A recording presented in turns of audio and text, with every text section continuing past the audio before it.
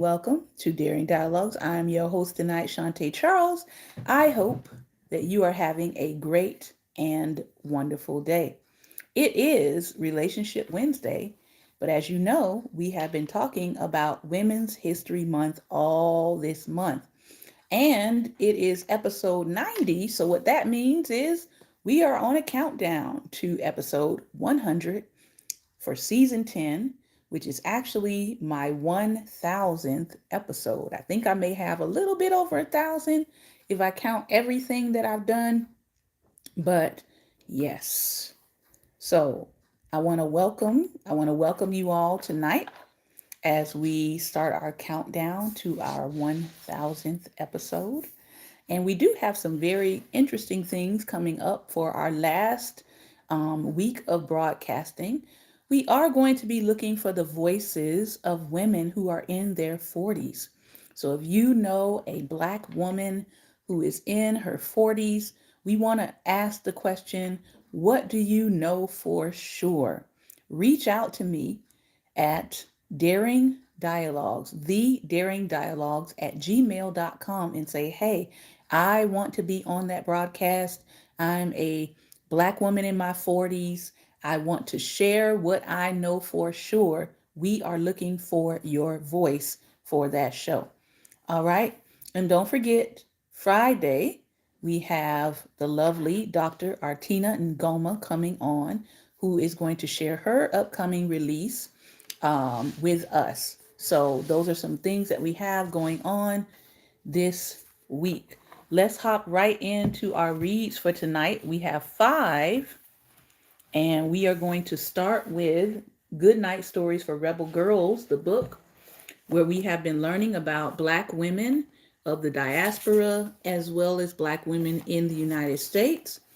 And we're tonight looking at first Dominique Jackson. Dominique Jackson was born March 20th, 1975. So she just had a birthday. She is from Trinidad and Tobago, and I believe she has made her way here to the United States. Once upon a time, a baby was born on the island of Tobago. The doctor said the child was a boy, but at 4 years old, she felt like she was a girl. As Dominique got older, children in school made fun of her, and people on the island were unkind. Her grandmother was the only person who looked out for her. Tired of being mistreated, Dominique moved to the United States, where the rest of her family lived. She revealed to her family that she was a woman and that she was going through a process called transitioning. She asked them to use the words her or she when referring to her. Her family did not take the news well. They begged her to keep her transition a secret, but she did not want to hide away. Her mother said, I will tolerate you, but I will not accept you. Her mother's harsh words broke her heart. Rejected by her family, she ended up homeless in New York City. One day, she met a woman who introduced her to a ballroom culture. There were competitions called balls where she could dress up in fancy clothes, wear makeup, dance, and strut her stuff without judgment. Finally, she could express herself. In this vibrant scene, Dominique found new opportunities in modeling, acting, and activism. She scored the role of a lifetime in a television show called Pose, which explored this ballroom culture. Through her character and her advocacy, she educates the world about transgender people, showing that they are like anyone else. Dominique Jackson. Next up, Emilia Turi, handball player. Born October 6, 1984, lives in Russia. Once there was a girl who loved to run fast and throw hard. Her name was Emilia, and she grew up to be the first Black player on Russia's national handball team. Emilia's mother was Russian and her father was from Sierra Leone. When she traveled for games, people were surprised to see her Russian passport because of the color of her skin. People don't believe I am Russian, Emilia said, although I have lived in Russia all my life. When she played handball games at home, however, she received love and support from cheering fans. Before a roaring crowd at the 2007 World Championship Finals, Emilia and six teammates ran into the arena. A fast paced game, handball is like a mixture of soccer and basketball. Emilia raced up one side of the court.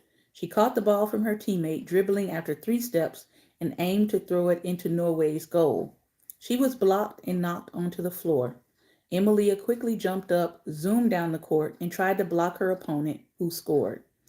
Later, she snatched the ball and dashed toward the goal. Jumping into the air, she threw and scored. That year, Emilia and her teammates won the gold. Emilia triumphed at the World Championship 2 more times. She also won a silver medal at the 2008 Olympics. By 2013, she'd made 613 goals in 180 games. Emilia always gave her best. And this is what she had to say. We have to give the best we can 100%. And there she is. Our last read from our Good Night Stories for Rebel Girls comes from Erica Ika Hugel Marshall, activist and author, born March 13th, 1947, in Germany.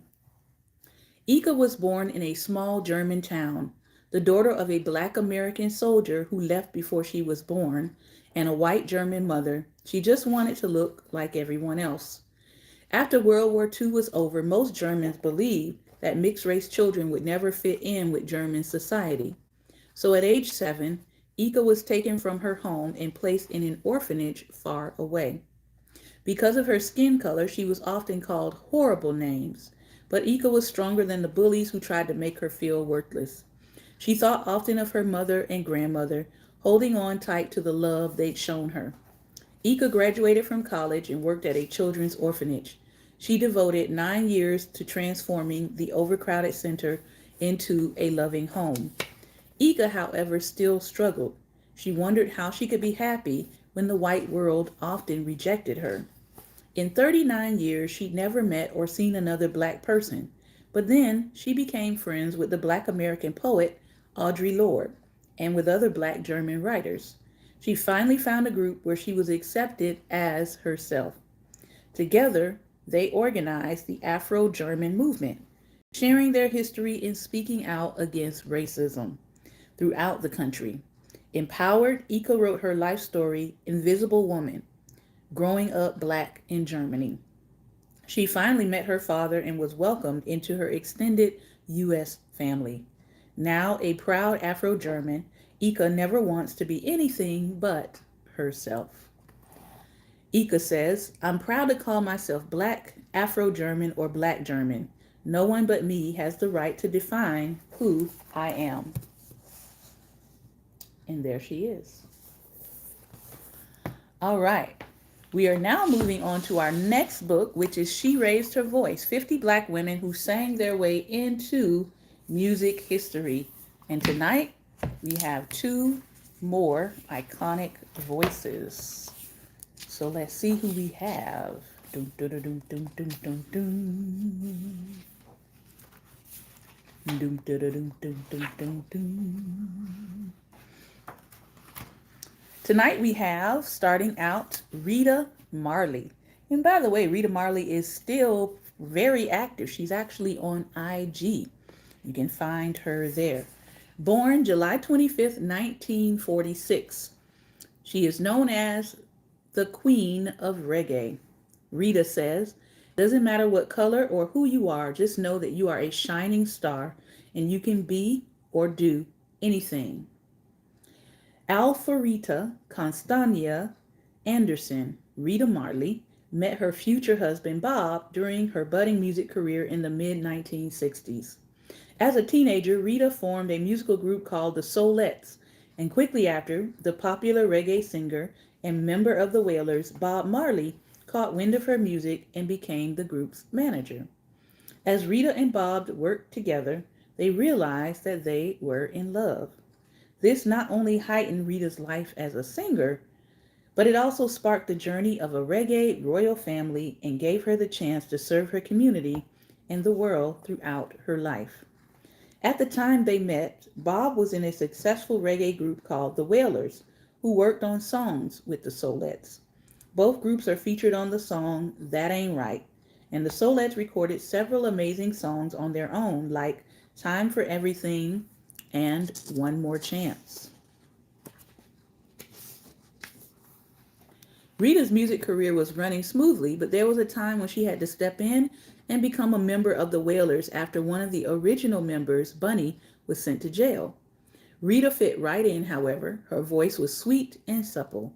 She was very good at singing with other people, knowing how to blend her vocals while still standing out with her unique voice. When Rita was young, she didn't know she was going to be a reggae star. She loved to sing for her father and won a vocal music competition called Lanneman's Children's Hour when she was a little girl. But Rita had planned on becoming a nurse. However, life had bigger plans for her as her husband became an international star, bringing her on stage in front of thousands of people. Bob and Rita later formed a group called the I Threes, and they went both on to have solo, successful musical careers, sharing their lives as husband and wife and the parents of 6 children. Rita and Bob had rocky points in their marriage, but Rita remained graceful and didn't let the world know that this was making her sad. One of the hardest parts of her life was when Bob died of cancer in 1981.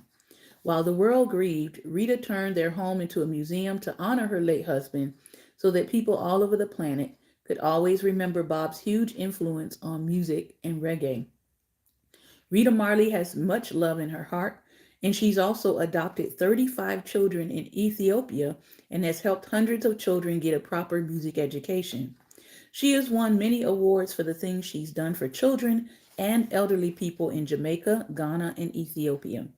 While spreading her generosity to others, Rita continued to make music through the 90s and 2000s.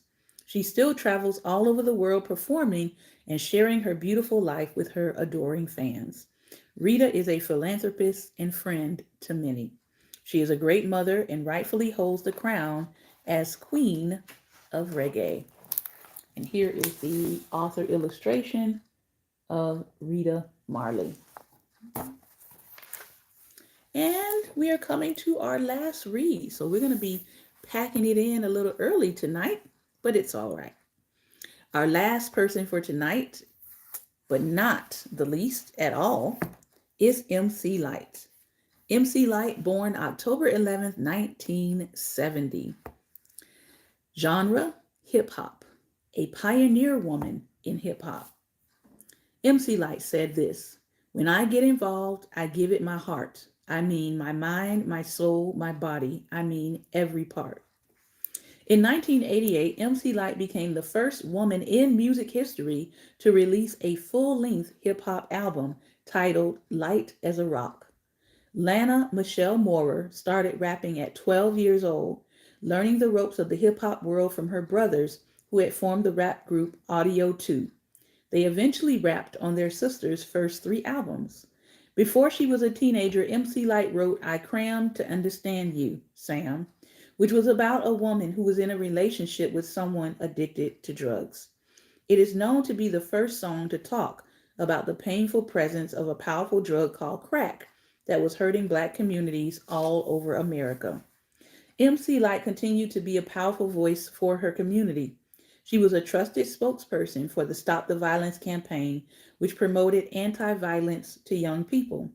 She also showed her support for the Rock the Vote campaign and was the very first rapper to play New York City's Carnegie Hall, which came about through her activism in support of those who were suffering from AIDS, a disease that was spreading and widely in the United States in the 80s.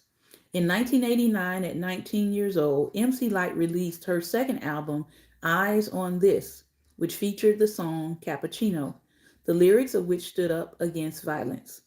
MC Light did her best to keep from cursing in her music because she knew that young people were listening. She wanted to be a role model whom kids could really listen to. Her 1991 album, Act Like You Know, had a more R&B sound, adding a melodic style to her music, but in 1993, her next album, Ain't No Other, had a tougher hip-hop sound. The album opened with words from the rapper KRS-One. A year later, MC Light toured with Janet Jackson and performed sold-out shows to many enthusiastic crowds. In the late 1990s, MC Light began to expand her career beyond the music stage, acting in TV shows like New York Undercover and Moesha. In 2000, she even became the voice of a talking doll named Tia.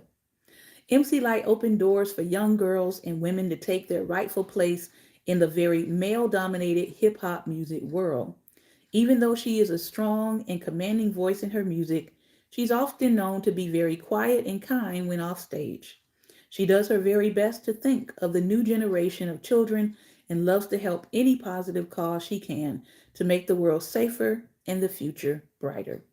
In 2020, she acted in the film Sylvie's Love, which is a story about a woman who falls in love with a jazz musician. MC Light continues to share her talents by merging her music, acting, and entrepreneurial efforts to foster a diverse and successful career that will move her forward well into the future. We say, well done, MC Light. I think growing up, she was probably one of the first rappers that I actually paid some attention to. Her along with Tupac a little later. But I didn't really notice. But now that I think about it, I didn't really notice any profanity in her lyrics. And so, yeah, it does make a difference if you are trying to be a positive role model to make some choices about what kind of words and what kind of lyrics and what kind of themes you want to have in your music. So this has been another episode of Daring Dialogues, and I've been your host tonight, Shantae Charles.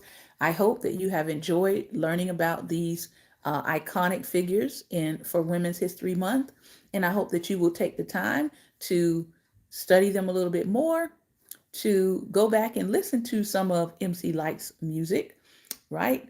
And Lady Stephanie says, I met her very humble woman. Awesome, awesome. So that is it for tonight, ladies and gentlemen. We will be back tomorrow with another set of iconic women for Women's History Month. Remember, light is the most daring opposition to darkness. So continue to go out and be light. Take care and God bless.